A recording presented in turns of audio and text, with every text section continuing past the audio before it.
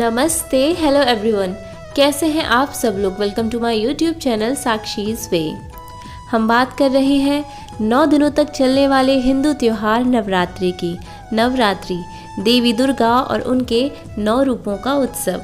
आज हम जानेंगे माँ कूष्मांडा के बारे में, जो देवी दुर्गा का एक रूप है, जिनकी पूजा भारत में मनाए जाने वाले 9 दिवसीय त्यौहार नवरात्रि के चौथे दिन की जाती है। माँ कूष्मांडा को मुस्कुराती हुई देवी के नाम से जाना जाता है। उनका नाम 3 छोटे शब्दों में अनुवादित होता है। कू का अर्थ है छोटा, ऊष्मा का अर्थ है ऊर्जा और अंडा अर्थात जो एक छोटे ब्रह्मांडीय ऊर्जा में बदलता है। ऐसा माना जाता है कि माँ कूष्मांडा ने ही वास्तव में ब्रह्मांड की रचना की थी। शुरुआत में जब कुछ भी नहीं था और केवल चारों तरफ अंधकार ही अंधकार था, तब माँ कूष्मांडा ने अपनी ऊर्जा का उपयोग करके एक छोटा ब्रह्मांडीय अंडा उत्पन्न किया, जो कि ब्रह्मांड है जहाँ हम रहते हैं। ऐसा माना जाता है कि सूर्य के केंद्र के मूल में माँ कूष्मांडा का वास है और वही सूर्य को दिशा देती हैं। ये वही हैं जो पूरे ब्रह्मांड को ऊर्जा व शक्ति देती हैं। समय की शुरुआत में जब कुछ भी नहीं था और माँ कूष्मांडा ने ब्रह्मांड का निर्माण करने के बाद 3 जीवन रूपों का निर्माण किया। अपनी बाईं आंख से उन्होंने महाकाली नाम की एक उग्र देवी को बनाया।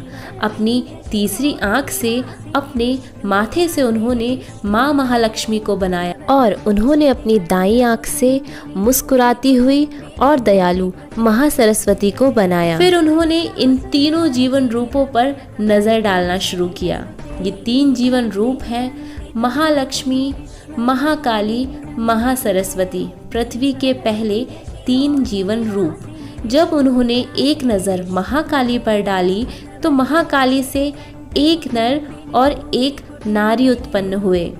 नर के 5 सिर और 10 भुजाएं थी, उनका नाम शिव रखा।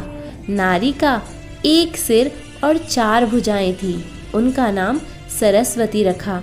फिर उनकी नज़र महालक्ष्मी पर पड़ी और उनसे भी एक नर और एक नारी उत्पन्न हुए। नर के 4 सिर और 4 भुजाएं थी, उनका नाम ब्रह्मा रखा और नारी के 1 सिर व 4 भुजाएं थी, उनका नाम लक्ष्मी रखा। तभी उनकी नज़र पड़ती है माँ महालक्ष्मी पर और उनसे भी एक नर और एक नारी उत्पन्न हुए। नर का 1 सिर और 4 भुजाएं थी, उनका नाम विष्णु रखा और नारी के 1 सिर और 4 भुजाएं थी, उनका नाम शक्ति रखा।